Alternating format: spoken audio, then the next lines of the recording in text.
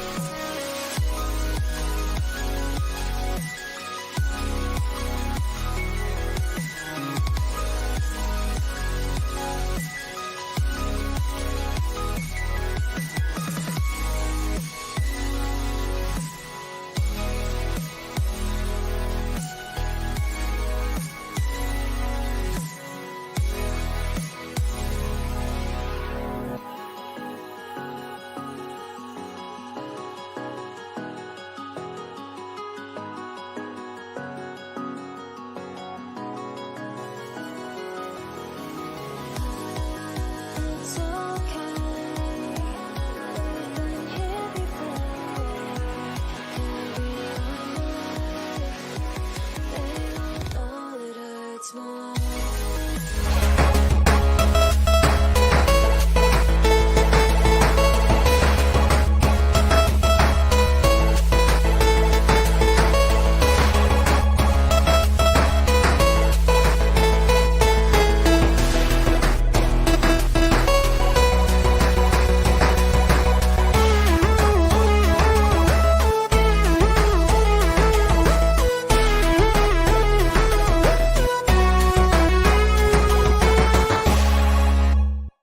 Hello and welcome to the HP Podcast, the show about video games from the three most handsome boys you know.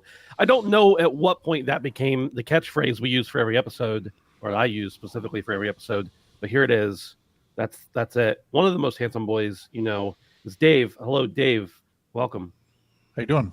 I'm doing all right. Right before the show, I think Brandon complimented your shirt, and you made this statement. I need to get more clarification on it. You said, I don't like green, but green likes me. I said And I need to know me. loves you. Yeah. And I mean, I think that's true. It's very obvious that green is like fulfilling your body, but What I was going for. I walked into the store. I walked into Old Navy, and I says, "The lady, I says, I'm looking for something that will fulfill my body. Yeah. What have you got? please she fulfill ran my out. body. Yeah. Dude, I just got a charge when I said that to the lady in the Old Navy store. Also with us here is Brandon, the most glorious ginger. You're looking exceptionally ginger today. Yeah, I'm looking exceptionally dark. I got my bedspread and my shirt. I'm like almost blending into it if I get a long sleeve. But You're blending into your bedspread. thank you for noticing that I'm a ginger. I'm very proud to be a ginger, as always. Recently, I've been playing video games with randos, and I've been getting some ginger hate, but it's not getting me down, boys. It never will. It never has. Well, that's not true. It never will again. Brandon, And yeah, go ahead. Not to shit on people who are like blazing red gingers, but you're Sure. like the nice color ginger. You know, there's like the super. You're pale, but there's super pale, super red gingers, and Sure. those I think are the ones that fall into the category of don't have souls. You're Sure. in the category of like may or may not have a soul. I'm what's called a daywalker, yes. Mhm. But In the yeah, I'm ginger the best. community. I'm the best kind, and I was bestowed the crown of most glorious ginger. It wasn't given to me by myself. It was kind of given to me by Do you have to get that from Ed Sheeran? a third party. No, he's like the most haggard. I don't know. He's all right. He's got a beautiful voice. Bless him. I'm not going to be. You're not going to bait me into ginger slander here, Dave. That's not going to happen. Ginger on ginger crime has been way up in the past 20 years, and we're not letting it happen again. Yeah, that's understandable. Well, Brandon, speaking of playing video games with randos, we were playing Lethal Company the other night, which we'll talk about more, of course, at the end of the show. But we had a rando in with us, and they were playing with their friend, who was supposedly their friend. I'm pretty sure they were getting friend zoned. But and at one point, she said, "Is that really your picture?" Because it was like my Steam profile, some profile picture. I don't know. And I said, "Yeah." And the guy who was there goes, "She said she thinks you're cute," and she goes, "No, I didn't. I said it. I liked his beard." And I'm like, "Wait." you're gonna say, I didn't say you were cute, and I did say I liked your beard, but not the rest of you.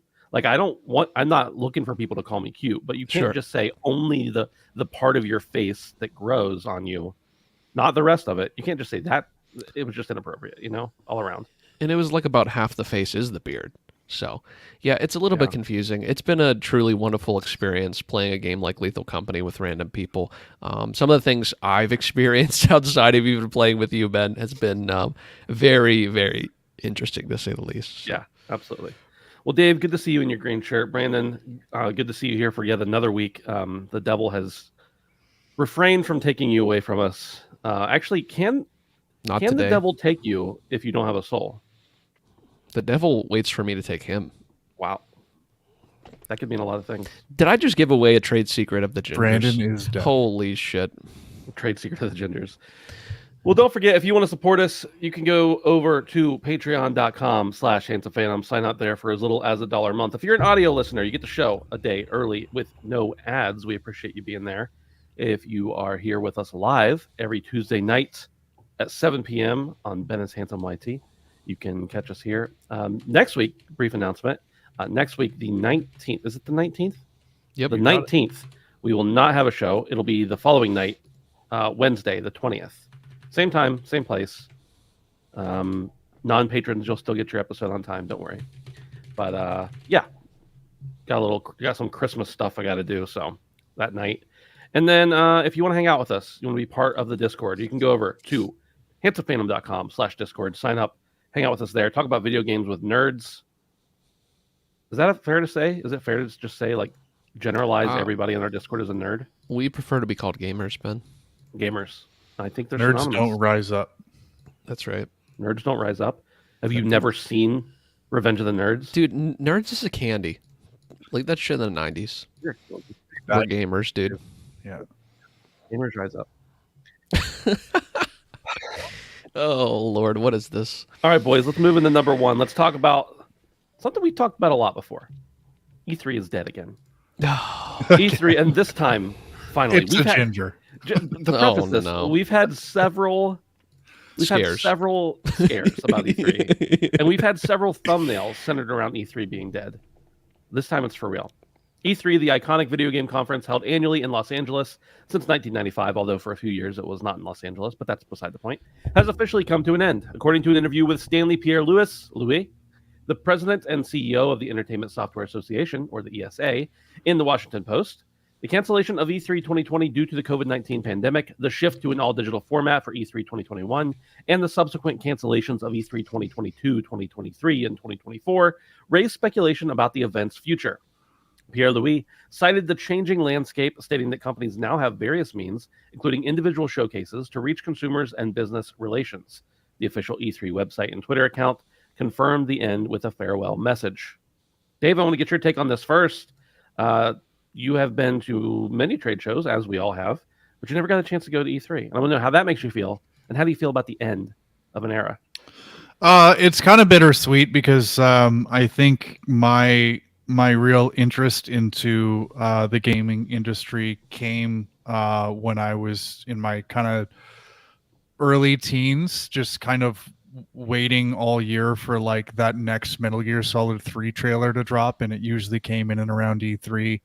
And then all the other cool stuff that would come around E3, like console announcements and stuff. And I was just glued to my computer, and I'm not ashamed to say at this point, IGN and GameTrailers.com and stuff like that, just watching like all the cool stuff that was coming out of E3. And I will never have an opportunity to go, unfortunately, but that's okay, because I mean, I think the kind of what E3 turned into was not really what, it's kind of never meet your heroes kind of thing. So yeah, and I mean, as you mentioned, Ben, we've talked about this at length, because it's been, I'll be honest, when I saw the news today, my first reaction was I thought it was already dead. Yeah. But we kept getting that thing where it's like, E3 is gonna be delivered in a different format, and it was this really vague but like overly confident answer to what's gonna happen to E3 going forward. So it's sad, it's bittersweet, but it's probably way overdue. As again, we've talked about this a lot, and I I do kind of want to go back to what killed E3, and I know it would be a number of things, but is it COVID? Obviously was a big thing, but I think even kind of going a little bit further, it was there just seemed to be a lack of focus from E3, and it didn't really seem to know what it wanted to be. And I think just like anything, if you want to survive, you have to evolve. And E3 never really evolved. There's so many different ways for the console makers and big publishers to go direct to consumers now, and you don't need a big trade show anymore. And yeah, it's just it's not an expense that I think these big publishers and console makers are willing to kind of put out there. Like, why do I need to take 100 employees and however many hundreds of thousands of dollars worth of like trade show equipment when I can just put a video on YouTube and maybe tweet about it the day before, and that's where all the hype come from. So the industry and the landscape and sort of the delivery methods have really, really changed. And I guess that's probably what killed E3, but I don't think it can be stated enough that E3 also kind of lost sight of itself quite a bit too. So rest in peace, but the industry and gamers, and it's time to move on, I guess. Brandon, I know there were a few years where I got to go to E3 that you really wanted to go and you just couldn't make it work. How do you feel now? Idiot. I was literally just talking about this at dinner, is that I'm so disappointed now that it's officially gone. I had hoped one day to at least make it to a single one. And I guess I kind of vicariously lived through you and Dustin. When you guys went, I got to see how cool that was. And that's about as close as it gets, at least for me now anyway. So it's a sad thing. I think that Dave's exactly right. I think the internet in some ways killed E3. It's not really needed to have an in-person thing to give you what E3 gives you. And I kind of, to be honest with you, I mean, whenever they shift from industry people to consumers, it kind of made me think twice about the whole show. Not that whether it was good or bad is one thing, but I kind of thought, oh, this must mean they're not doing well, because that's not really what the point was the entire time, especially way back in the day. But yeah, they just don't need a physical show like this anymore. And guys like Nintendo, guys like Sony and Microsoft, they're like, why are we diluting our message through somebody else? It just doesn't make any sense. And it's surprising to me. And I guess, you might say maybe E3 has the platform, but now all these people, they have their own platform enough. They don't even need to go through somebody else. So, yeah, I guess I'm mourning the loss of never having went. But am hopeful that other shows are still existing. And we kind of talked about this a couple weeks ago. I think those are going to continue to adapt. Like the Game Awards is obviously big. We'll talk about that a little later. Would love to go back to that at some point. Would love to go back to PAX. But how long those will be around, it's hard to say. But yeah, one of the giants fell. And it was on life support for a long time. We've talked about it a bunch. But we're saying our goodbyes now, that's for sure. So yeah, I agree with pretty much everything you guys have said as far as the reasons and everything, but I just wanted to wax poetic a little bit about my time at E3. I got invited to E3 back in 2010 with a different outlet that I had at the time, and we couldn't go for whatever reason. And I was gutted because I thought, like, I've wanted to go to E3 literally my entire life. I remember watching press conferences on VHS tapes, like days after, weeks or months after they would release. And I'm talking like early 90s, late 90s. And then obviously watching the streams and everything later on. And then when we got the invite, I just couldn't go. And I thought, what's going to happen? And then eventually, I think it was I went 2 or 3 years. I think I went in 2018 and 2019. I can't remember if I went in 2017. I don't think I did.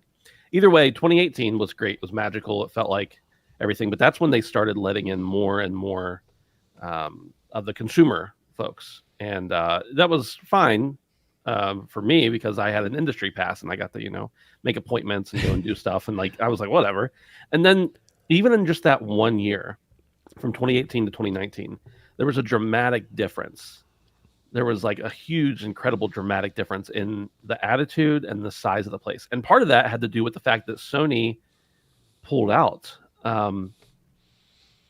Sony pulled out in 2019 and said they didn't need to do it, and then there's just this giant. It wasn't even like there was able to be filled. Just this giant gap in the show floor, and it definitely felt like there were less people there, and there were less people there.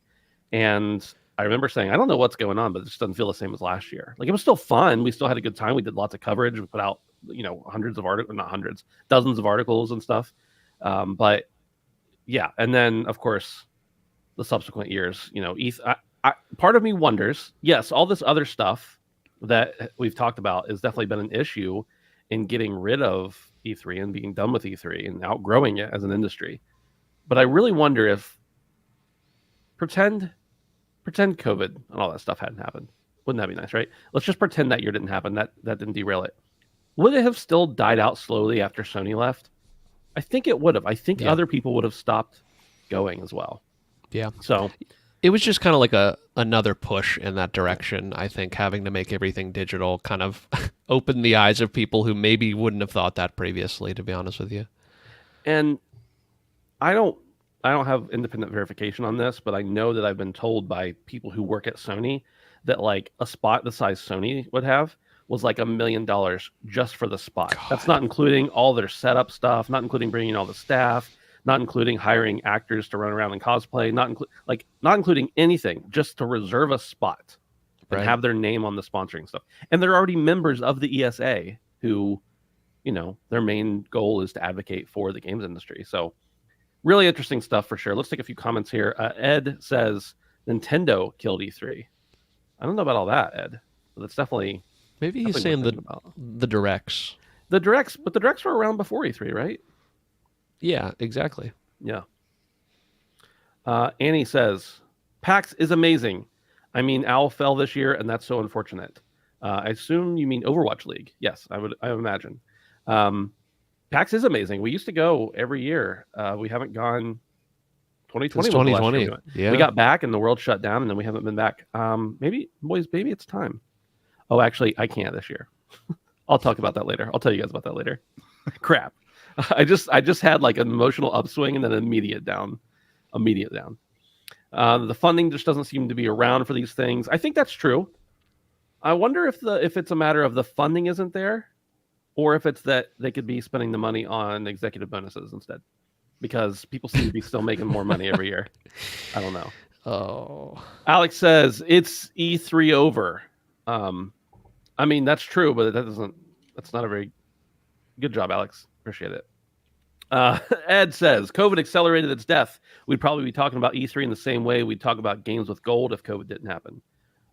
No, because Games with Gold was always garbage and E3 was good at one point. But yes, the COVID did accelerate its death. Everyone else copying Nintendo killed E3. There's no punctuation there, Derek. But yes, I'm just roasting people who are like, hey guys, we're really happy to be here. Let's participate in the podcast. And I'm like, check your grammar, idiot. Dude. Nintendo proved E3 wasn't needed with their directs. Yes, absolutely. That is absolutely true. So farewell to E3. We appreciate you and all you did. I did mention I think it one year they tried to have it in like Atlanta or something. So can I ask a question for you guys? Yeah. 2023 question. With what we have today, I'm thinking of the Game Awards, which just happened last week, Summer Games Fest, Nintendo Directs all through the year, PlayStation has their own shows. What's your favorite regularly occurring show? PAX, obviously. My favorite current one? Yeah. Still running, but still alive. Well, PAX, I really like PAX, but I only like PAX if I'm there. It doesn't do anything for me if I'm not. It's just announcements that I read online. Mm-hmm. But I'd say we're going to talk about the Game Awards later, but I'll get into it a little bit now. I really like the Game Awards, even with all its problems, because it's just concise. This is it. This is the whole event. Summer Games Fest is like, I got to get a new Palm Pilot to track my calendar, every year. BlackBerry's dead. My BlackBerry is just working overtime, clickety clacking. Who are you, Barack Obama? What the hell? Yeah, Brandon. What about you? I think the Game Awards is my favorite. Yeah, I'd say probably the Game Awards too. I'm going to be interested to talk a little bit more about it later, but I think the Game Awards, Jeff has done wonderful things with it, good or bad. in the recent years, and I think that's still probably my top one. PAX, if I'm there, exactly what Ben said. But aside from that, yeah, and I mean Sony does a good job too. Yeah, Sony does a good job. It's just you can't really look forward to it because it's so sporadic. It seems like. Right.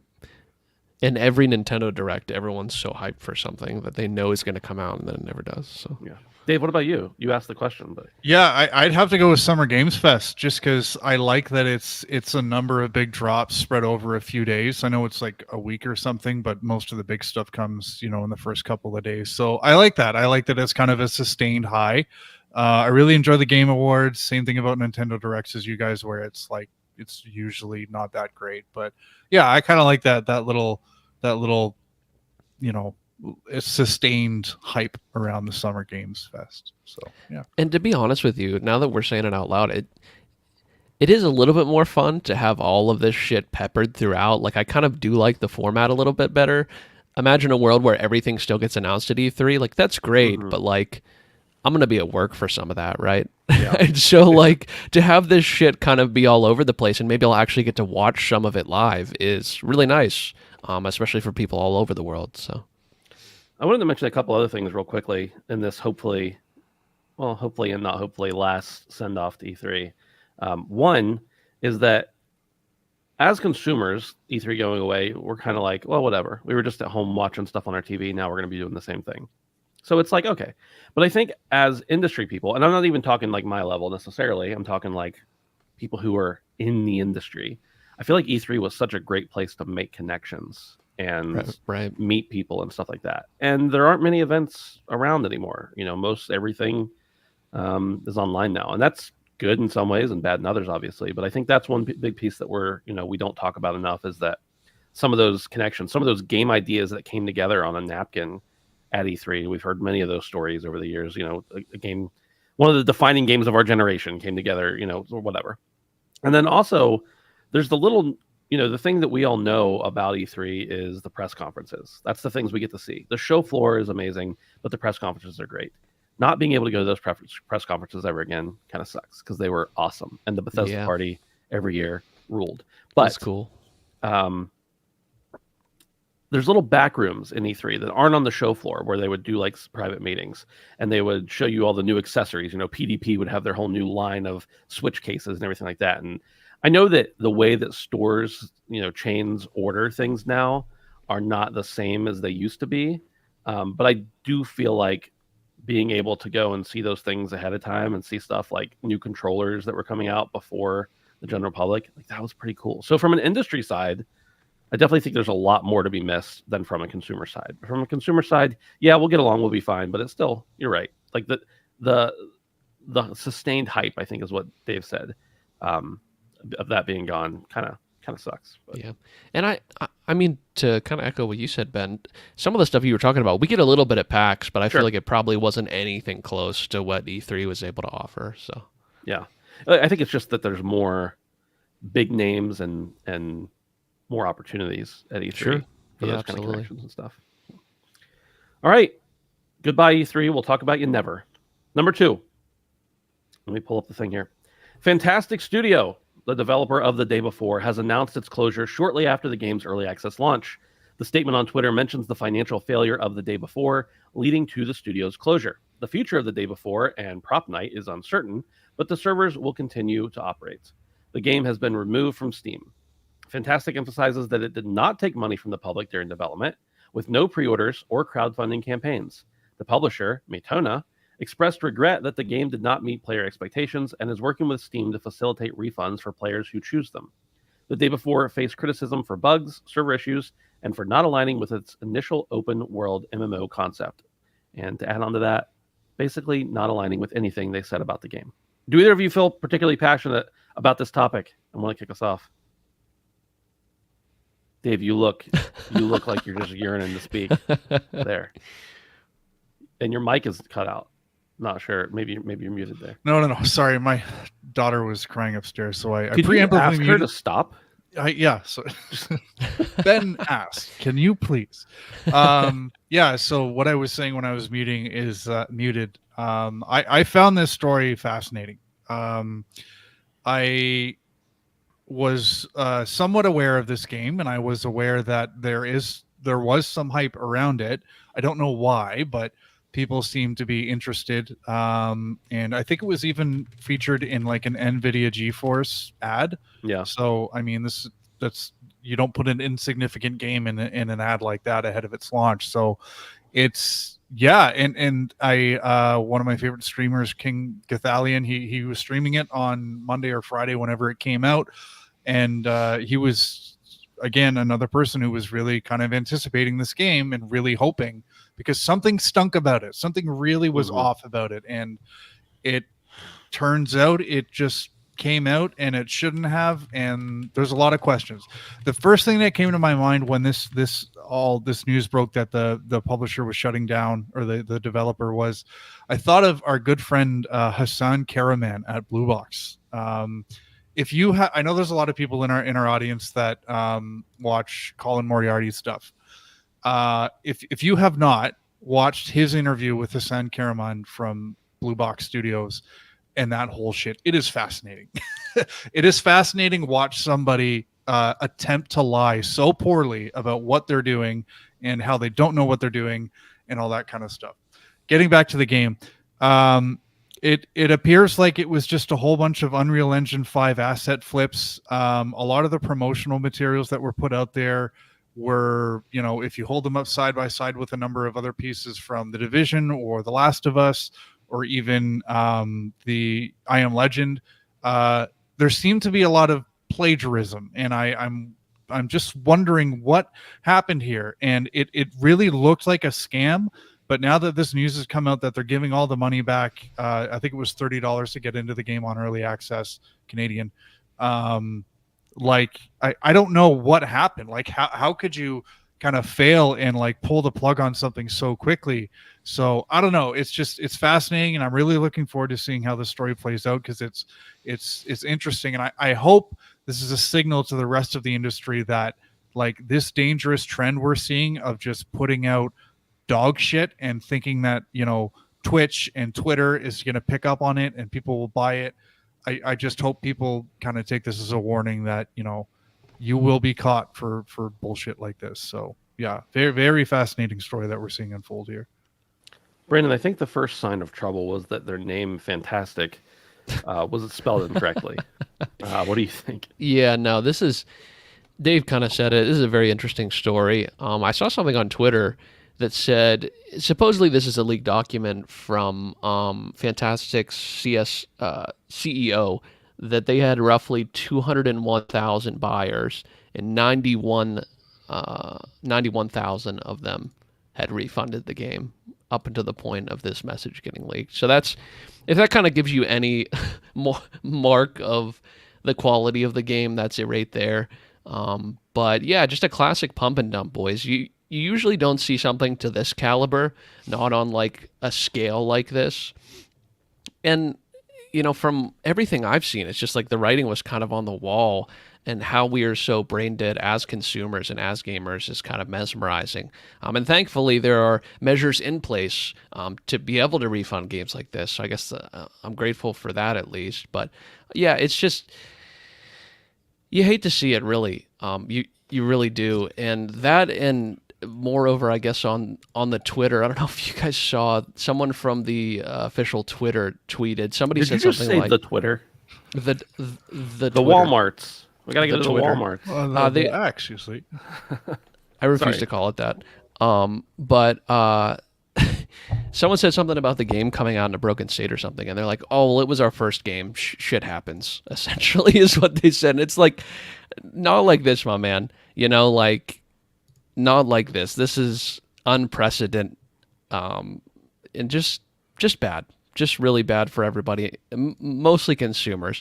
I don't really feel so bad for anybody else involved with the game, because they had to have known what was going on and why there wasn't some sort of outcry prior. I'm sure somebody could have went to Jason Schreier 6 months ago and said, "Hey, this is clearly ass, and we're going to be doing this," and maybe they would have saved some face, but if they could have been anonymous. But yeah, this is a very strange thing indeed, and we don't see something this bad very often. So It kind of got me thinking, and some of the warning signs we had seen ahead of time, Not that we were on this show, at least we weren't calling them out or anything, but I remember seeing stuff and being like, I don't know.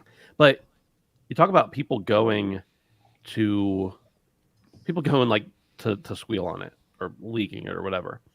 And it gives me the impression that since no one did, and if you look at any footage of this game, it is clearly just a mess. It's not a game. It's just a mess. And it makes me kind of think like, okay, everybody who was working on this was just in on it. Like they all were in it for the cash grab. They intentionally hyped it up for 5 years or however long it was. Not 5 years, but they said they worked on it for 5 years. They intentionally hyped it up for a couple years, and they intentionally lied about it for however long. And then when it came out and was a disaster, they grabbed the money that they're going to get and ran. And if there was like one person there who was trying to, in good faith, make a good game, you can just imagine that right up until the end, they were like, what are we doing here? So I don't know. Brandon, you looked like you were to say something else there. No, I was just looking up to see how many employees they had because I was just curious. LinkedIn seems to think between 51 and 200, which is a large difference. Is it an American studio? I thought I just saw, unless I was looking at the wrong company, that maybe they're based out of Singapore. Okay. Annie says it's an extraction shooter. There's the train, in case anybody was curious. It's here. Oh, They added the train to Fortnite and Ben's house this season.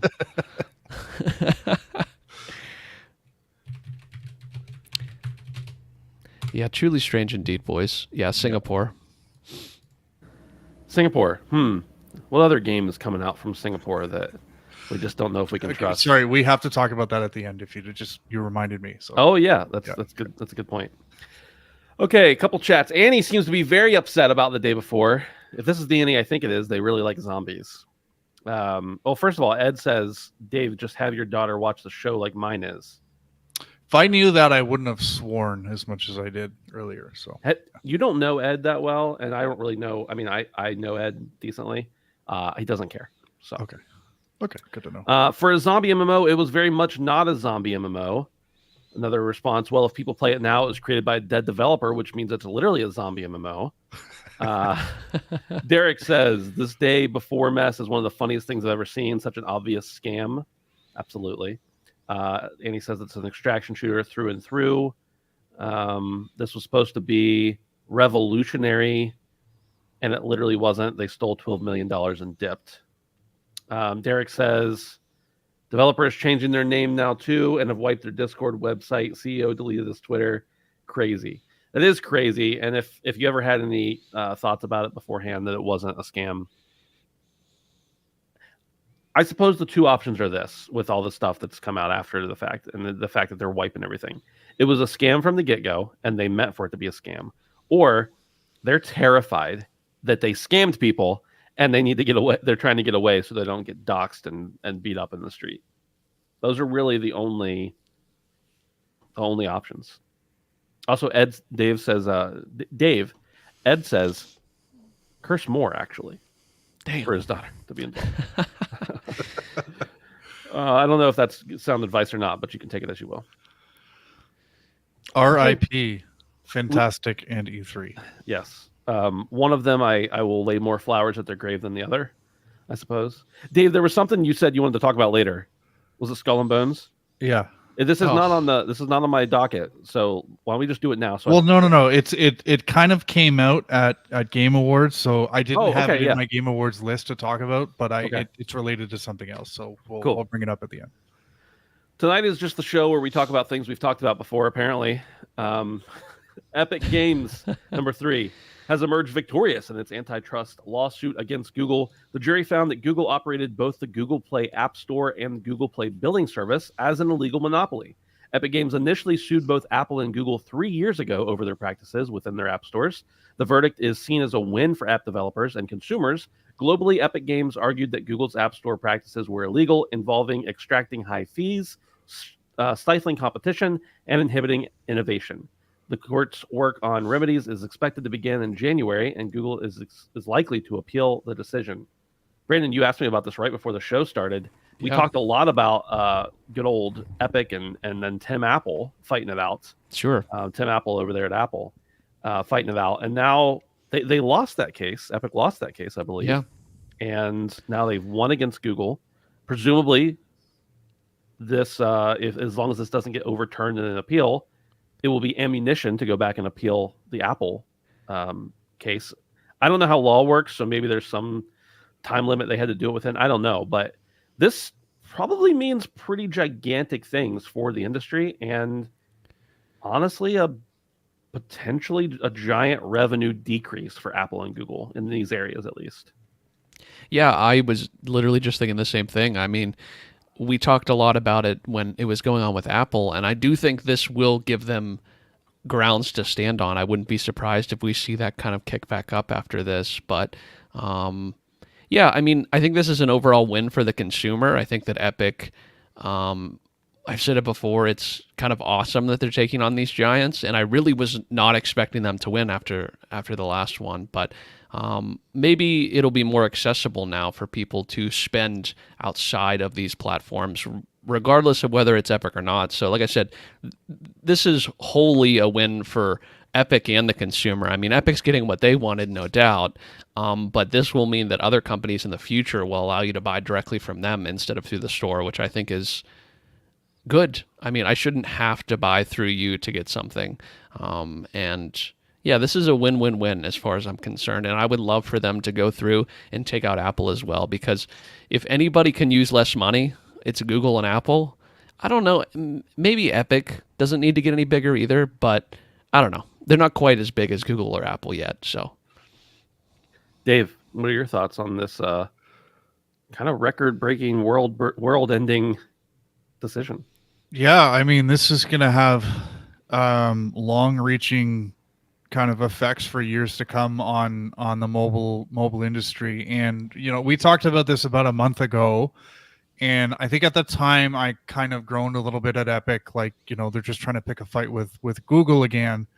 And I got hung up on the monopoly part a little bit because it didn't make sense to me then. And I think Google is clearly in the wrong here, because taking 30% of all in-app purchases is just it's not reasonable. So I think Epic's move to have all of their purchases for Fortnite from the Google Play Store in the app so they could circumvent that was, one, smart. I think it was well intentioned because they wanted to offer in-app purchases a little bit cheaper than going through Google. But I also think it was a shot at them, and it's a fight they've ultimately won. And yeah, I mean, I've kind of shifted somewhat, and I'm on Epic's side here. I think they're fighting a pretty good fight, and I think they have the power and the resources to go toe-to-toe with Google and Apple than they have.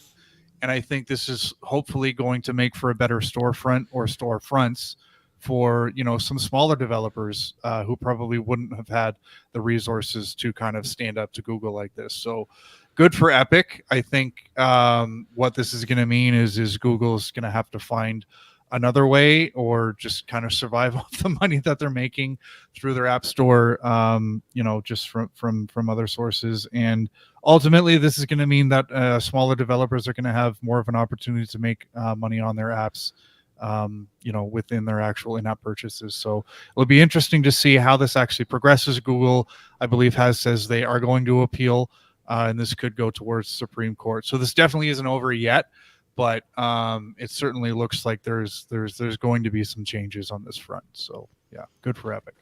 I'm curious what it means long term, because I would imagine that Apple and Google have both built in, measures to prevent third-party app stores or purchases or whatever from being available on them. So are they going to have to remove that and allow you to go to Epic's website and download their launcher or whatever the case is, or to be able to circumvent using the App Store? I mean, on Google's own App Store, if you choose to list a product with Google through their App Store and they choose to charge a price, then that's commerce. That's just how it works.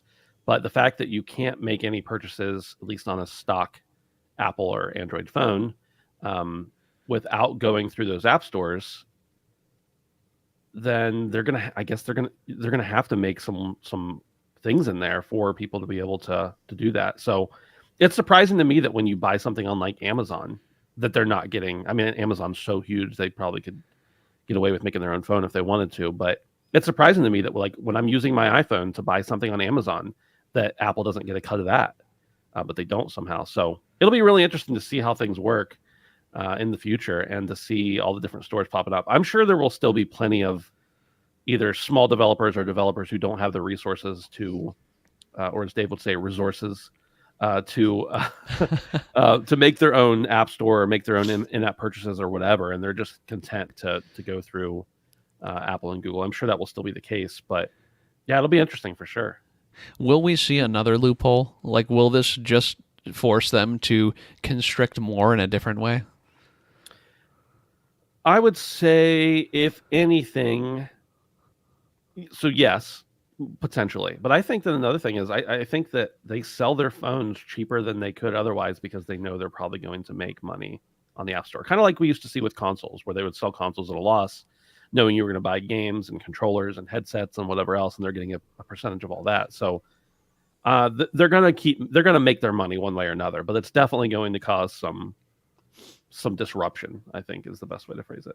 For sure. Yeah. Interesting to see. Dave, I can't even fathom how good you look in that green, man. It's just Thanks. it's still going, man. It's upsetting me. It's upsetting me how good you look. Stop it. All right, number 4. And this one is kind of loosey-goosey here. I just wrote the Game Awards highlights. The Game Awards discussion highlights. And I guess in the show it's called the Game Awards reactions. But boys, I just wanted to talk about the Game Awards in general first. And then each of us can break down a couple things we may have seen that we liked or didn't like or whatever. So, Dave, we'll let you go first here. Talk to me about the Game Awards, your general impressions, the awards, the announcements, etc.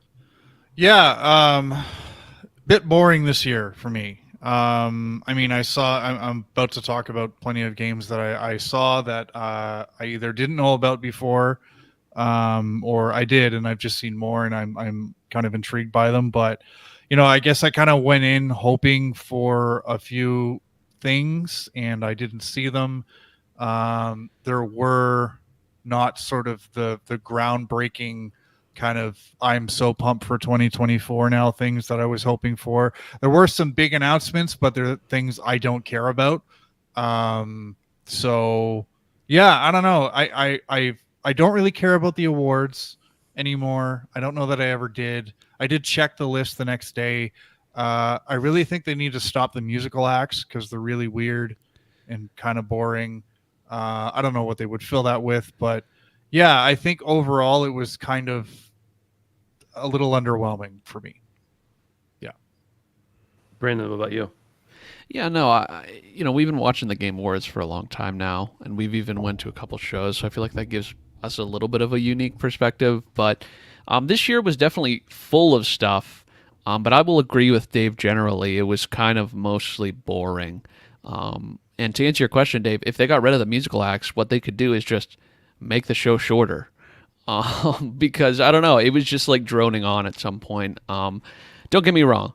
There's a lot of cool stuff. I do actually care about the awards. I'm not one of those like purists. I think they mean everything. I think it's obviously still very biased in a lot of ways, like the Oscars or anything else is. And good games got snubbed, like Hogwarts, and so that kind of makes me lose respect for it in general. But even so, this is the biggest thing we have in games, and it's a really good event generally. But yeah, just some really strange choices, I guess. There's been a lot of discourse on the internet lately about the speeches and the amount of time spent on everything but the people winning. So it definitely feels like in the coming years it's kind of become way more of an event show and way less of an award show, which I guess is fine. But it's called the Game Awards, not the games, or something like that. So I don't know. I just feel like this is the biggest thing we have. I'm gonna write that down to send to Jeff. Right. Games. Change the name to the games. Okay, got it. But yeah, you can keep that one, Ben. Yeah. But yeah, I don't know. It's just because this is the biggest thing we do have and the most prestigious thing we do have of this nature, and I feel like it is generally important to put these awards out there, and it means a lot to these developers. I feel like that's the part that should have shined a little bit more, and every year it seems like it keeps going further and further to the back. And that's kind of upsetting. when these people worked really hard. Maybe it's the heads of the studio, maybe they just were the number guy, who knows. But even so, it's like that was their time to shine, and I feel like they kept getting cut off this year for people dancing on stage. So that was a little weird. I'll agree with that off the top, but overall a fine show, just kind of boring in most sections for me. So Yeah, I think I'm mostly on track with you guys, except that even when it's kind of boring, I still like it because it's something that it's for us. The gamers are rising up, really, if you think Sure. about it, as some might say. So I do enjoy it. I still enjoyed it, even though there wasn't a lot for me there, just because I like the pomp and circumstance of it. I agree that the developers getting cut short, the awards, some of the awards, getting relegated, like they always do, and like they do in the Oscars and every other award show. They do 5 at one time and in 30 seconds and then move on. I think that sucks, especially for smaller studios. Even if there's nobody there to accept it, give them a moment. Get a prepared speech or something that's piped in over video, whatever. I think that's totally fine, but I wish there were more of that. I would disagree. I like the entertainment. I like the celebration through the music and through the little mini concerts and the musical numbers. I don't like that those come at the expense of other things, such as acceptance of awards and stuff like that. I think if anything's going to get cut, then it should be cutting the announcements down to shorter times. But with that said, I know that the announcements and the sponsorships and the advertisements and the world premieres, those are the things that bring in the viewers and therefore bring in the money. So it is a fine line. And, I know it's not just Jeff working on it, but I'm sure that's an immense amount of pressure on Jeff and people like him who are working on the show, that they have to strike that balance and get it figured out exactly. So it's certainly not perfect. It is the best thing we have. The biggest thing we have. I mean, we have the DICE Awards and we have other award shows that are respected, more so than the actual Game Awards, but there's none that are quite as big or glamorous. What do you guys think about? I know a lot of people are upset about this. What do you think about them bringing in big stars like Timothy Chalamet or the Captain America guy or Sure. what Matthew McConaughey? What do you think about that as opposed to anything else? Honestly, I feel like, unfortunately, not for me, but I feel like it continues to provide validity to the experience for people that otherwise wouldn't be interested in the Game Awards. So even though it's not something that would draw me in, I'm interested in the source material. I think that kind of flexes the chops of the Game Awards and gets people talking about it. Even if you're not interested in games, it's like, oh, that new Wonka movie, this guy, Tim's here and McConaughey's here, the absolute legend, and Jordan Peele's here. So I don't know. I don't think that it's necessarily for the people that are mostly interested in the games. I feel like it just ups the cred of the whole event, for better or worse. But I like the fact that the last year we went, I think it was last year we went to the Game Awards. Zachary Levi was there, who played Chuck and Chuck, and who has since been in Shazam and the Thor movie or two. I can't remember everything he's been in because most of them have been less than stellar. But I like him a lot. Like a douche. I love him. Shazam I do. So good. but the thing about him is, it's like, okay, well, this is a big time celebrity, and he's actually into games. He is into nerd culture, if you will allow me to use a phrase. And people like Timothy Chalamet, who may be whatever he is now and a big movie star and dating one of the Kardashians or something. I don't even know what's up with him, but like, he used to mod 360 controllers and had a YouTube channel in the early days of YouTube. Like, stuff like that, when you feel like the people are part of the crowd, is cool to me. Even Matthew McConaughey, I feel like, yeah, he's one of us. Even if he's not, I don't know. I think it was relevant though, because I mean, McConaughey was there for a game, that yeah. he was in, and Anthony Mackie was there to announce season 2 of Twisted Metal. So Right. as long as there's a reason for them to be there, then I think, yeah. I mean, I don't know if Henry Cavill's ever been there, but like, take He that should down be. as a note for 2024, because that guy should be at the Game Awards. Yeah. Absolutely. Who was it? Who was there last year? Al Pacino. I'm like, this Oh, guy's never even seen a video game. He's like, what is a video game? Yeah, that was a little bit off, but no, I like having them there. I think it. I will say this: if having these big name stars is adding to the budget that makes the core audience adding to the budget, which then necessitates more ads and more stuff that we don't care about, is adding to the taking away from the people it's meant for as experience. Then I don't know if you removed them, would it even out? Maybe not. Maybe it would. I don't know. But Sort of like a Callisto Protocol situation. Like, is it dragging down the overall experience just to squeeze in some star power? Is it really worth it? But right, yeah, and I'm sure there's some actuary who could figure it out, but it's not me. But yeah, I like having those names there. Like you said, it does add validity, but at the same time, you're like, okay, well, what's the focus here? I don't know. Dave, start out with you. I know you had a couple you wanted to talk about. What's a game or announcement or whatever that you were excited about? We're not even really talking about the awards necessarily, just the announcements, because that's what we were all there for anyway. I'll kick it off with a big one, Monster Hunter Wilds. Okay. So I'll start with a little bit disappointed. Next year is the 20th anniversary of Monster Hunter, and I really thought that we were going to get Monster Hunter 6, I guess this is, next year. But obviously at the end of the Monster Hunter Wilds announcement trailer, we're actually getting into 2025. So hopefully Capcom has some cool stuff planned for next year in this big anniversary for a really, really good series that I've only recently gotten into. But yeah, Monster Hunter Wilds looks really cool. I watched the trailer a few times and then I watched a reaction to see all of the things I missed. It looks like we're getting a lot of really cool stuff, including areas that are more densely packed with small and large monsters. There seems to be some sort of like weather system that actually evolves the world as you're playing through it. Some Eagle Eye viewers also found that the mount that you were on actually had a second main weapon in it. So there may be opportunity there for you to actually change your weapon mid-hunt. So yeah, it looks like a lot of cool stuff coming. I'm sure we'll see more trailers into 2024. But yeah, Monster Hunter Wilds was the first one, or kind of the number one for me, obviously, as a big Monster Hunter fan. So yeah. Agreed. Brandon. Yeah, no, I just want to echo what Dave said. It looks awesome. And I'm assuming this is our sequel to Worlds. Obviously, we're not getting a Worlds right now. We're getting a Wilds, but yeah, really, really cool. And I love that they're going to be transposing the mount system into this one because it seems so cool.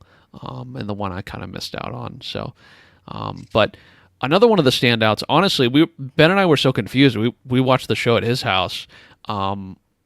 Blade. Also, real quick, do you remember what you said whenever the Monster Hunter Wilds trailer came on?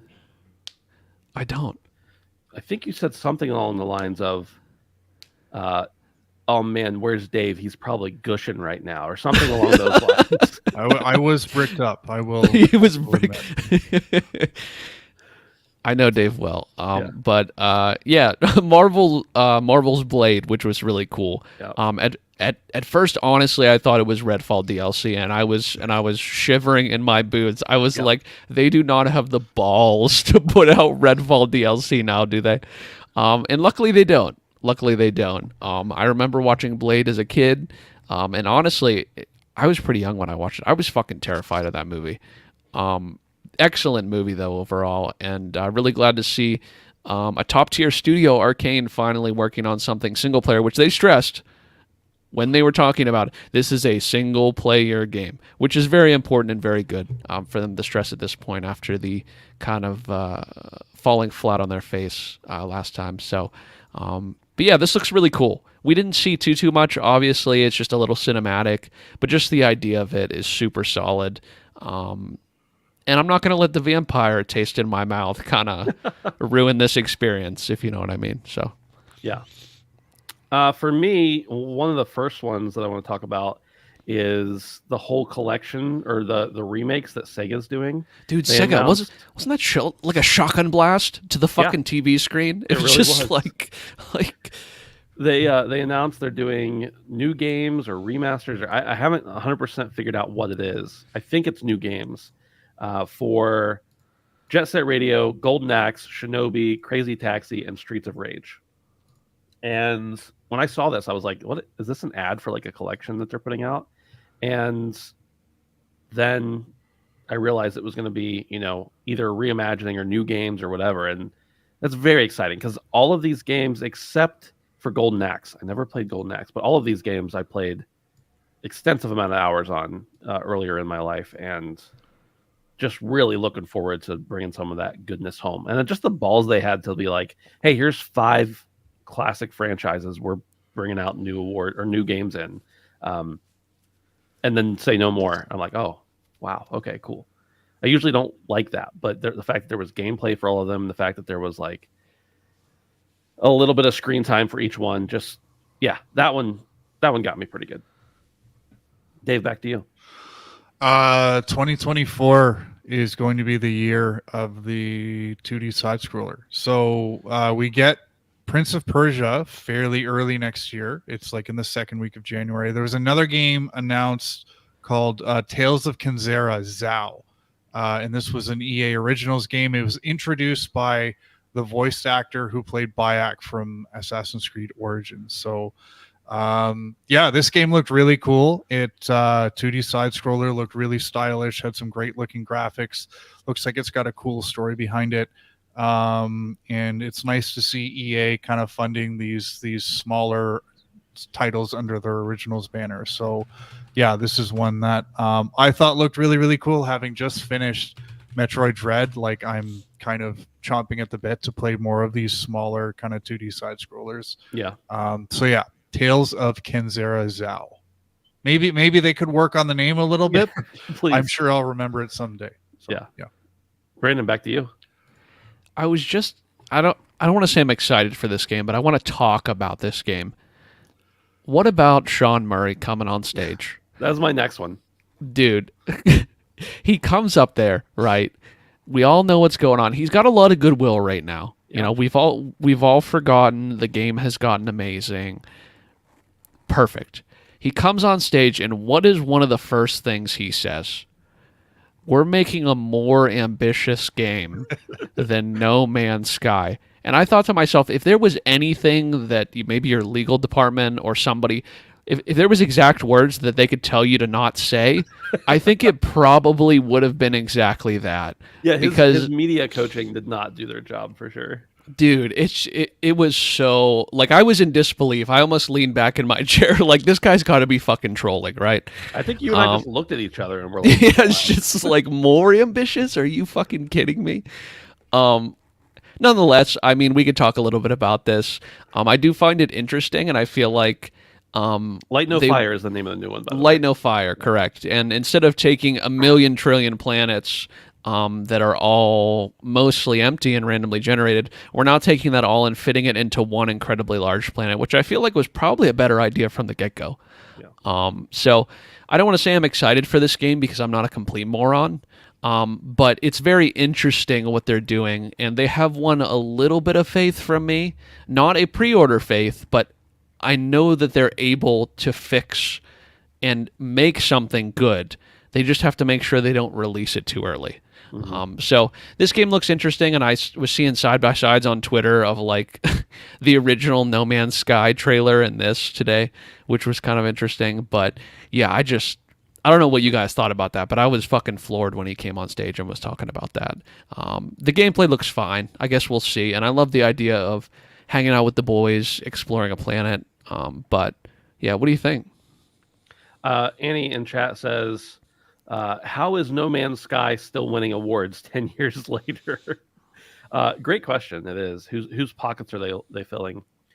I agree with that, and I think that it's funny because we always talk about how short gamers' memories are, but also No Man's Sky. I mean, if they're winning stuff for new expansions and continued successes in developing, I think they have earned that. I mean, they really, really, really screwed up at the beginning, but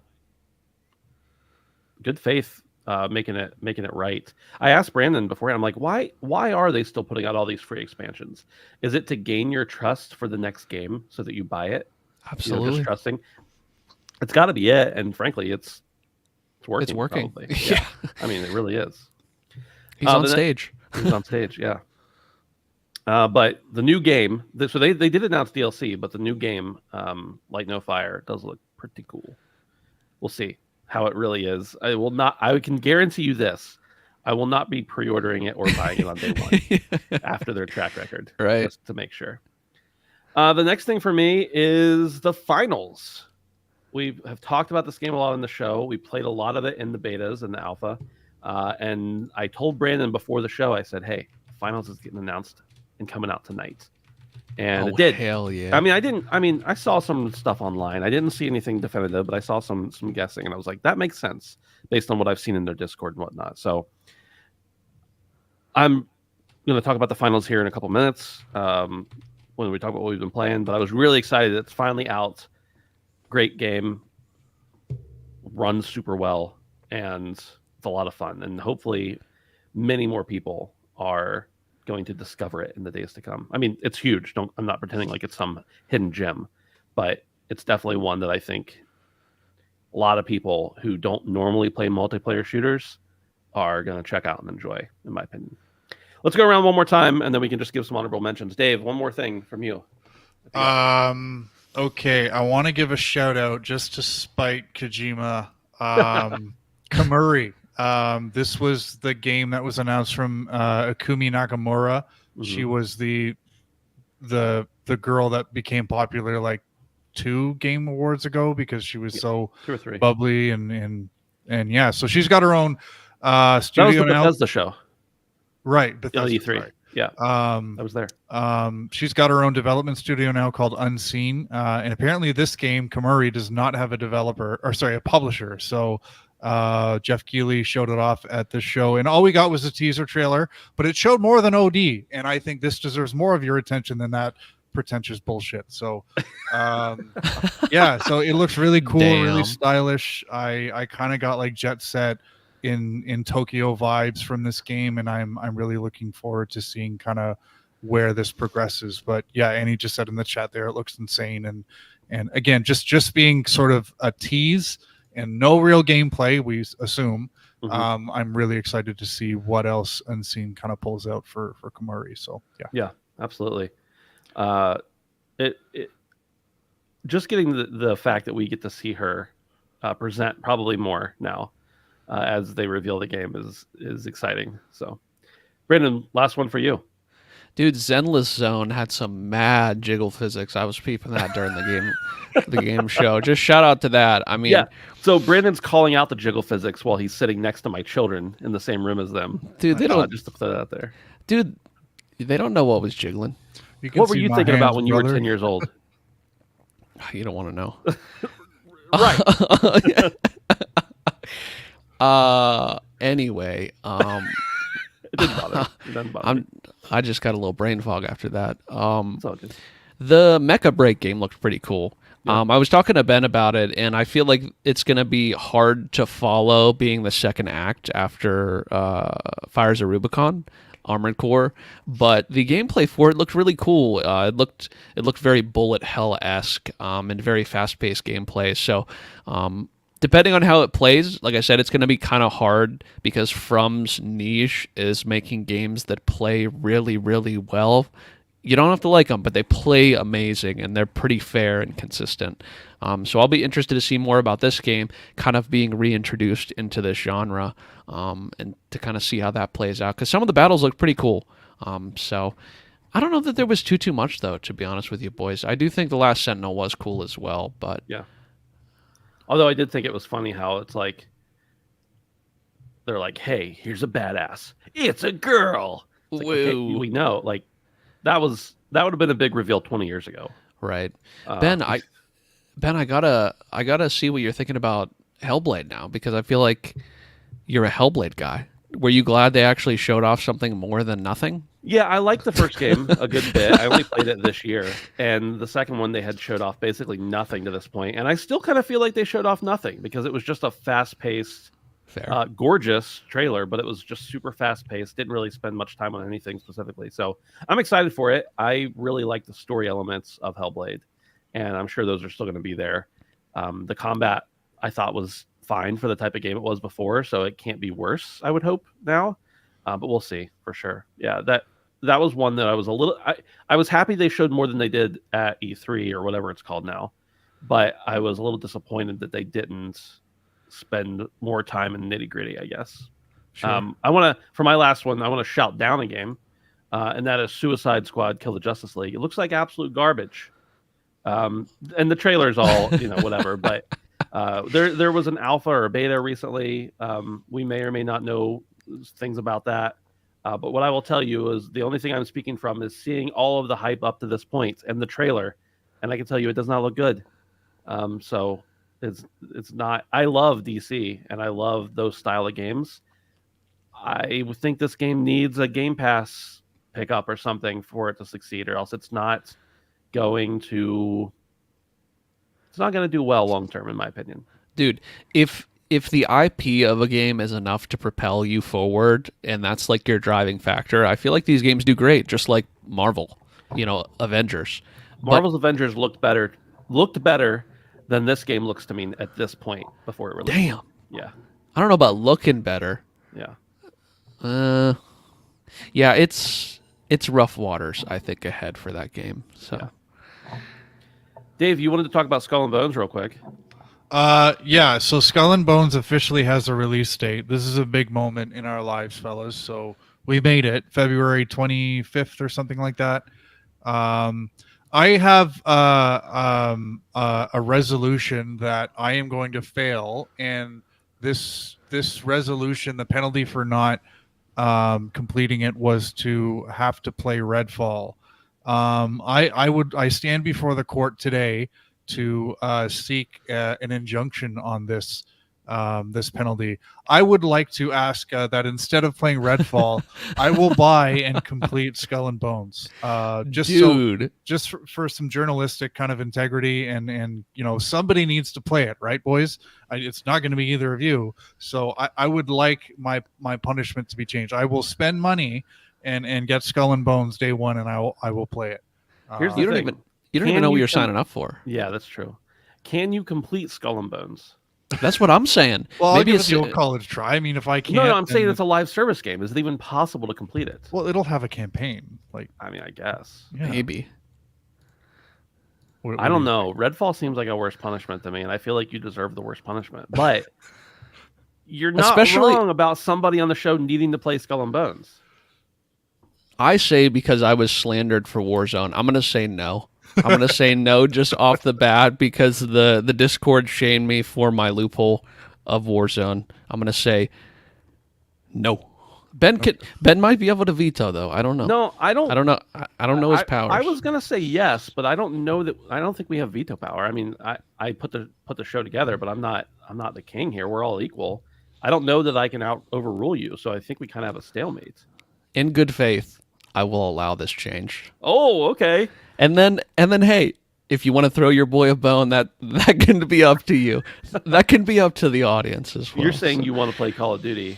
I'm saying that I'm throwing a bone, and I'm saying I'm throwing a bone, and whatever happens, happens. That's all I'm saying. That is all I'm saying. Okay. Dave has to now. If this game does not have a finishable campaign, we need to have a bylaw or a resolution for how many hours he has to put into the game. Well, either that or then he just has to still play Redfall as punishment. Well, I think 10 hours is reasonable. 10 hours? That's nothing for a game like this. I'm telling you. That's like 6 Call of Duty campaigns back to back. That's fair. Maybe this year's. Okay, 10 hours was your amount for Redfall. So I'm going to say if you're seeking this injunction, it has to be 15 hours minimum. Okay, I'll take it. Unless the campaign is shorter than that. And another stipulation I'm going to put on it is that you have to buy the game full price day one. Okay, I'll pre-order it so I can my get goodness. Right. My goodness. Early access. Okay. All right. Okay. Wow. All right.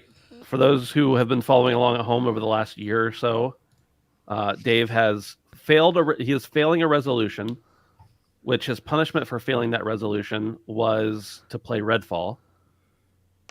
Which he hates, by the way. He has now had that resolution changed once again for the second time this year.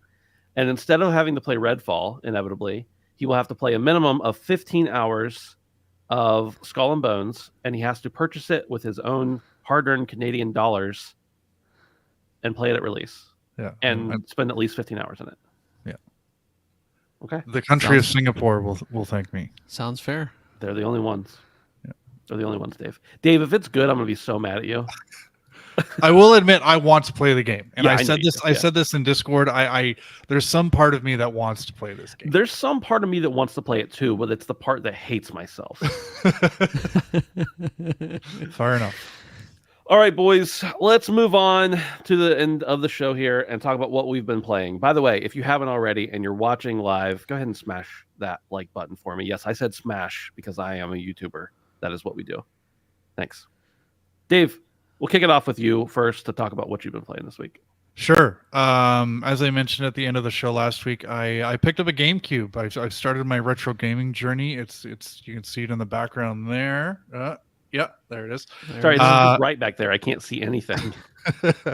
I picked up 2 games with this GameCube, and one of them was Luigi's Mansion. I had never played Luigi's Mansion when I first got my GameCube, and I always kind of looked at the GameCube in a funny way because, one, I thought it was odd that it never launched with a Mario game, and 2, I kind of looked at Wind Waker initially the way that most people did, which is it's kind of a weird direction to go for Zelda. So this is my first experience with Luigi's Mansion, and I'm loving it. It plays more like a Zelda game than it does any Mario game. In that, you know, you're exploring a mansion. It's like one big dungeon in Zelda, which I think is really, really cool. I did a bit of kind of background research on like the history of this game, and apparently it was initially developed with Mario as the main character, but it was replaced with Luigi because it wouldn't have been believable or fitting for Mario to be like scared and sort of wimpy and stuff like that. So it's just so kind of endearing. Like you've got Luigi walking around the mansion and he's like nervously whistling the theme song to himself, and he falls over and stuff like that. And he's just kind of, I really like Luigi now. So much so that when I went back to play Mario Wonder earlier this week, I switched to playing as Luigi. But yeah, Luigi's Mansion is a lot of fun. I'm a little disappointed that the second game in the series is on DS, and I don't have a DS, so I would have to miss that game. But I'm having a lot of fun with it, and looking forward to finishing it. The controls kind of suck, but again, I'm playing in a 2001 kind of era game where, you know, controls still weren't great. The other thing I played is, as I mentioned, I also got Tony Hawk's Underground with my GameCube, and I think this was an important game to play for 3 minutes because it really is an important point in history that shows the downfall of the Tony Hawk franchise. This game blows. When you're playing the like tutorial, the first opening mission, one of the first things you do is get off of your skateboard. And that's when I knew that like this is where the franchise really went in the wrong direction. You have to get off of your skateboard and like awkwardly platform onto like a roof to like collect pieces of like a skateboard. And like when you jump, you have to hit a second button to grab onto something. And I was just like, why the fuck did they decide to do this stuff?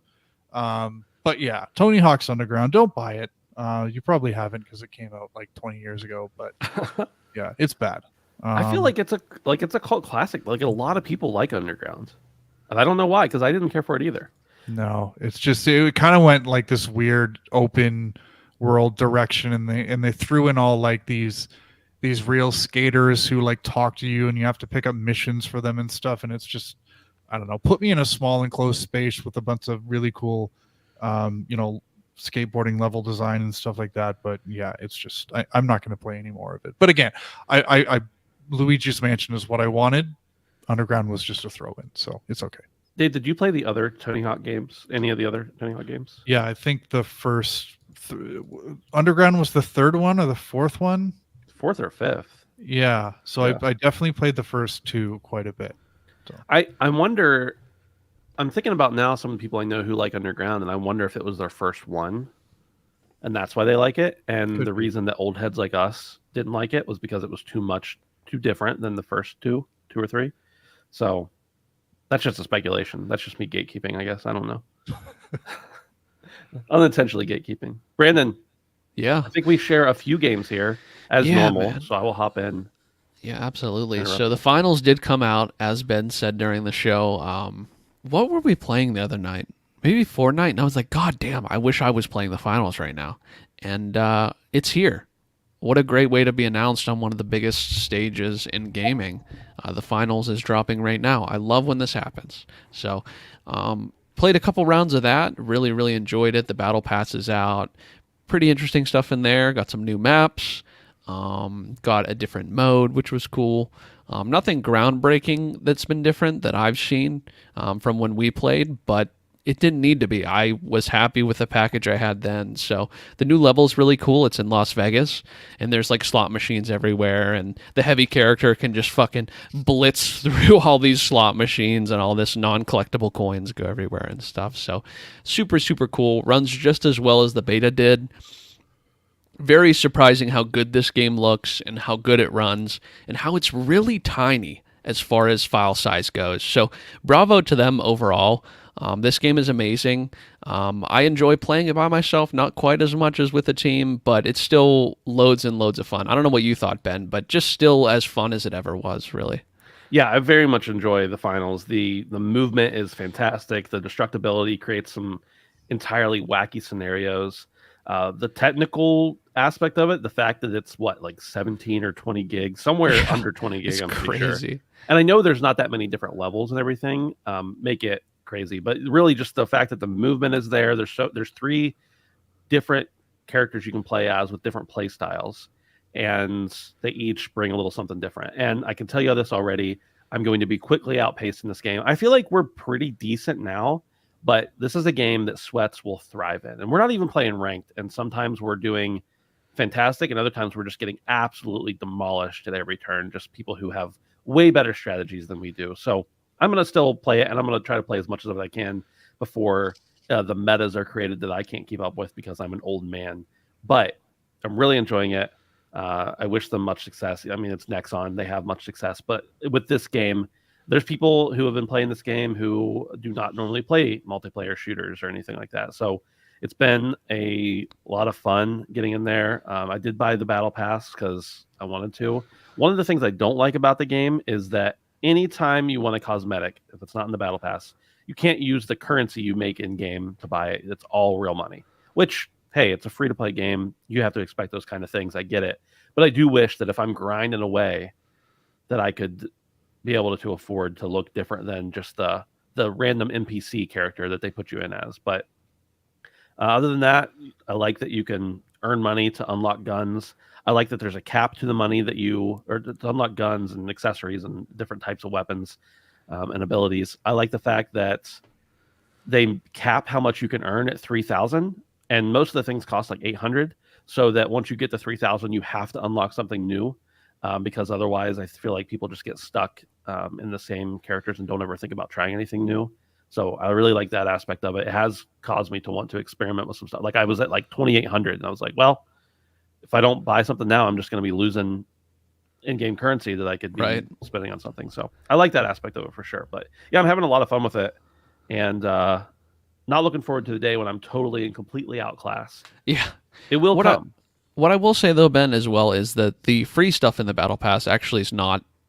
They're pretty generous. Yeah, there's a couple cool weapon skins, and some stuff for your character. So it's not completely pay to win cosmetically, I suppose. Right. But yeah, that, and honestly, I'm not going to spend too much time on this because we've been talking about it for weeks and weeks. I'm only going to talk about the new stuff. Since we talked last, Lego came out for Fortnite.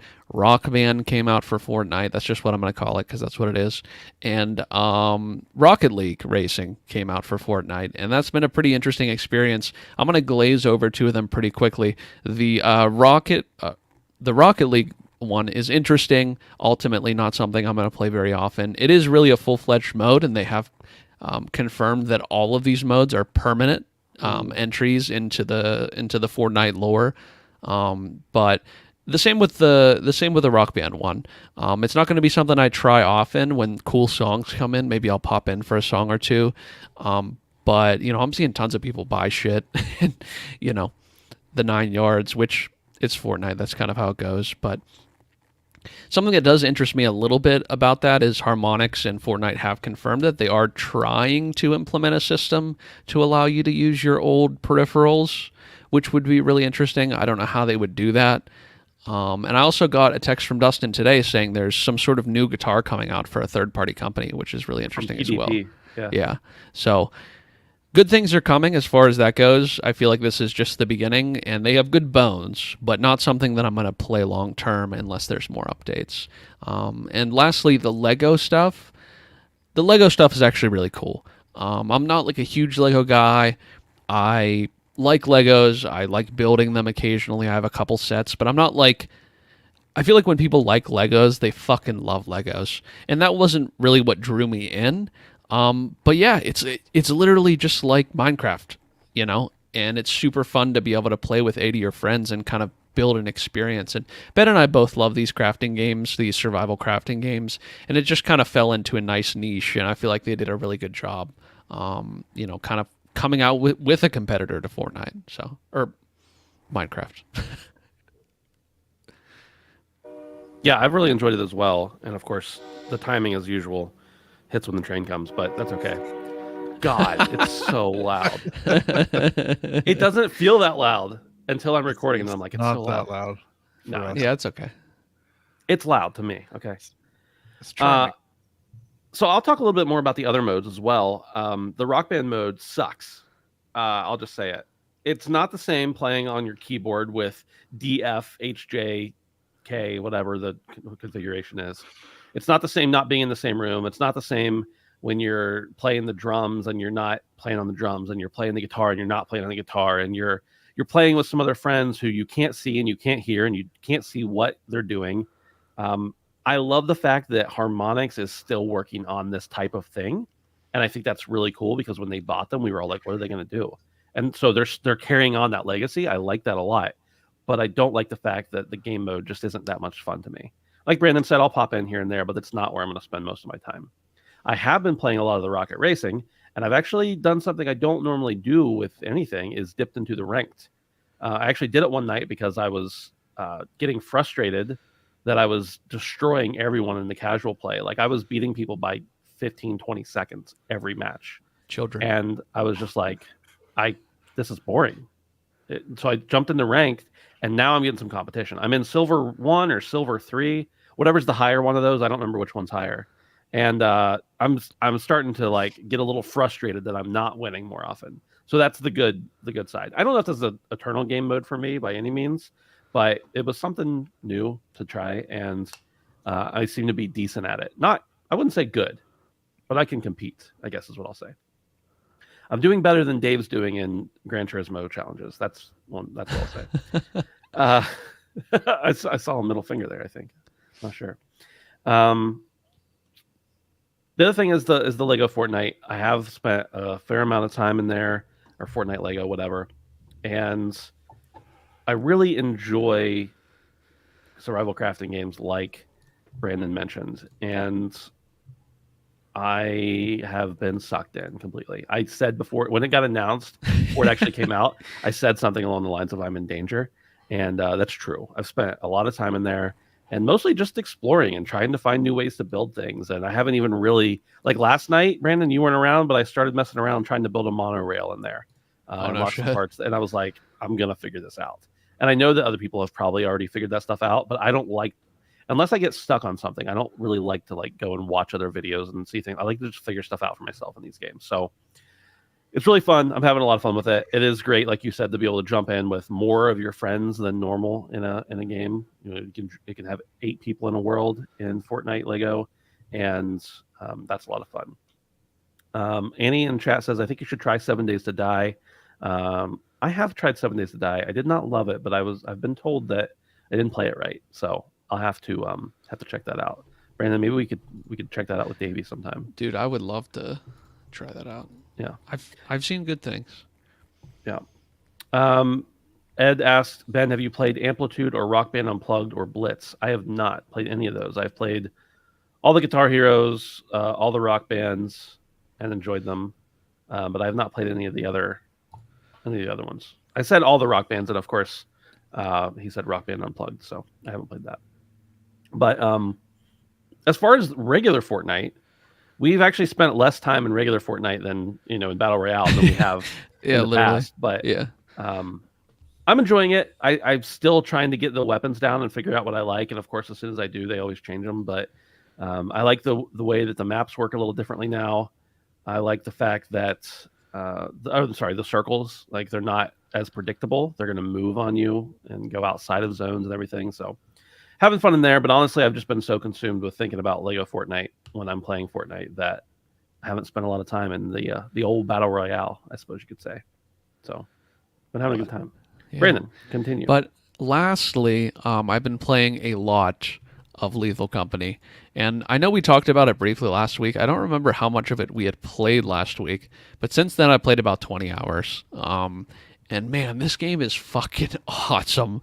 We even dipped our toes into a little bit last night into some mods, which were really cool. We did more company, which allows you to play with up to like 40 people instead of 4 in a match, which is just, if you know anything about the game, 40 people in a level would be pure chaos, but probably in the best kind of way. Yeah. Yeah, this game is just so cool, man. And it provides such interesting and funny moments socially. I think that's like the shine of this game is the social aspect, kind of like a game like Among Us. And obviously those social aspects, they're probably best had with friends. But recently I've been playing with randos too, and I gotta say, I made some Steam friends, I made some Discord friends, and even with randos, I did manage to have a really interesting and fun time. So would highly recommend. I think we recommended highly last week as well, but after having sunk my teeth into it more, just can't talk highly enough about this game. Super, super funny and just fun. It's just pure fun. And I would love to see them continue to develop this game. I know it's a one-person studio, but they've even put more content in, as we've been playing. I think since we talked last week, they put an update that added, Christmas theme. It added a nutcracker with a shotgun. It added like a mimic mask, which is fucking terrifying. Yeah. Dude, Yeah. so I'm playing with randos, right? And there's this dude that's walking in front of me with Scrap. We're going back to the ship, and I see him, like I round a corner, and I see this dude drop everything at once. And I'm like, hey, talking to him over the mic, hey, what's going on? Why did you drop your shit? I think maybe there's a monster or something. He doesn't respond, okay? And so I'm walking up on him, and he's standing still, looking at me. And I'm like, hello? And I realize that he has the fucking mimic mask on, and then as soon as I turn away to run away, this thing grabs me by the face and like essentially jump scares you. It's so fucking terrifying because it looks exactly like your teammate, and it was just such a brain fuck moment because I'm like trying to talk to this guy, and it's not this guy anymore. This guy's dead as fuck. But even cool things like that. This game really is amazing, and I think at some point, if content doesn't roll out a bunch as time goes on, I feel like it could get a little bit stale with some of the interiors, but what this game will not become stale with is just the pure social interactions that just happen completely differently every time. So yeah, really looking forward to playing this game more this week. So, but that's it for me. Yeah, I've also been playing Lethal Company, and Dave, we got to get you in there. I'm positive your computer could run it. The thing I love most about this game, I mean, there's so much to love about the actual game. I love the fact that it's a single developer, and they are very clearly ridiculously wealthy now because of how well this game is done. Yeah. And you could say what you want about Eat the Rich, but just a one dude making a product and making a ton of money, just that's awesome to me. I don't know. I'd like to have inside jokes myself someday. But the social aspect that Brandon mentioned is a lot of fun. Seeing the way different friends react in different situations is fun. Watching someone be very confident that they're going to make a jump over a chasm and then just plummet to their death, and then you can't hear them anymore. The thing that I should say about this game, if you don't know, is you're not supposed to play it in Discord or anything. You're supposed to play it with in-game sound. And so if you're too far away from somebody, you can't hear them anymore. If somebody dies, you can't hear them anymore. If you die, you can't communicate.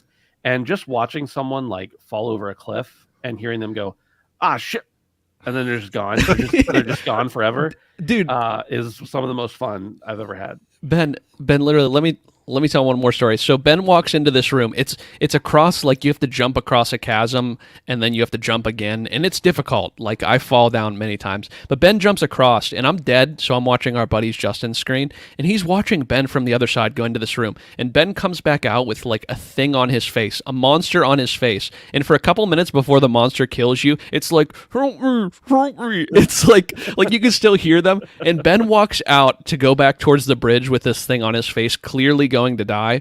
And there's a turret down this hallway that instantly targets Ben when this monster on his face and just fucking annihilates him. And watching this all from Justin's screen, it's just, Yeah. if you know nothing about the game, it might sound very confusing, but watch a couple funny videos on YouTube and maybe you'll think twice, because this game is truly a treat and offers some very interesting and funny experiences for sure.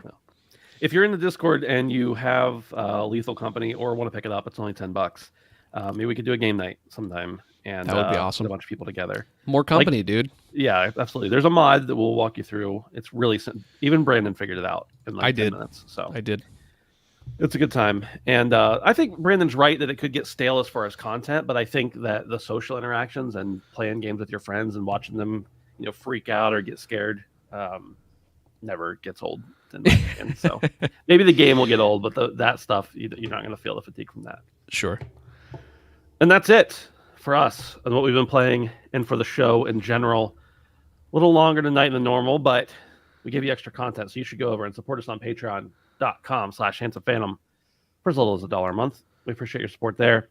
And again, hop in the Discord, handsomephantom.com/Discord. We appreciate you for being there, for hanging out with us. Let us know if you have Lethal Company and you want to play in a game night or something. We could do that. Let us know in the Discord, or even in the comments here on YouTube. I'm going to tell you to go to the Discord eventually anyway, but let us know. We'll be back next Wednesday, the 20th at 7 p.m. Eastern Time. Same place, same bat time, all that good stuff live. We'll stick around for just a few minutes to figure out the title, but for everybody else, have a great night. All right, boys. Ladies and gentlemen. Well, all right. We need a show title here. Butts and stuff. That's what I'm going to call it. Butts and stuff. Yeah, I'm not going to call it that. We have a yes from Annie. Annie, is this the Annie I think it is? Who is Annie? I've never seen Annie in our chat before. Annie, to my knowledge, has never been in our chat before. This could be a completely new Annie that I'm not thinking about. Annie, are you okay? Annie, I'm sure she's never heard that. She probably loves it. Yeah. You could do the Fntastic spelled wrong, the Fntastic Death of E3. Okay. I like that. It's kind of lame, but it works. It literally doesn't matter. I like that. That's good. What's up, Annie? Fantastic. It is Annie. It is Annie. Annie is my friend that I met through friends playing Sea of Thieves, and we've since played other games and often talk about wanting to play more games together. Brandon's played with her too. Yeah, we should play Lethal Company for sure. I asked her about it a couple weeks ago, and she did not seem impressed, but she's like us. She's always down to play with some friends. Okay. The Fntastic Death of E3 it is. Thanks for hanging, everybody. Yeah. Appreciate it, y'all. Appreciate it. As a long always. show. I think that was our longest show ever. I don't know about ever. There's 255 episodes. I'm sure we had one in there that was... You're probably right, Dave. Oh, she bought it and she loved it. Very nice. I swear she told me in the Twitch chat that she didn't care for it, but maybe I'm remembering incorrectly. Anyway. We got to go. Boys, stick around so your files upload. Other than that, thanks everybody for hanging out. We appreciate you. Make them longer, to be honest. We should. Oh. Dave's stamina can't hold it. Good night.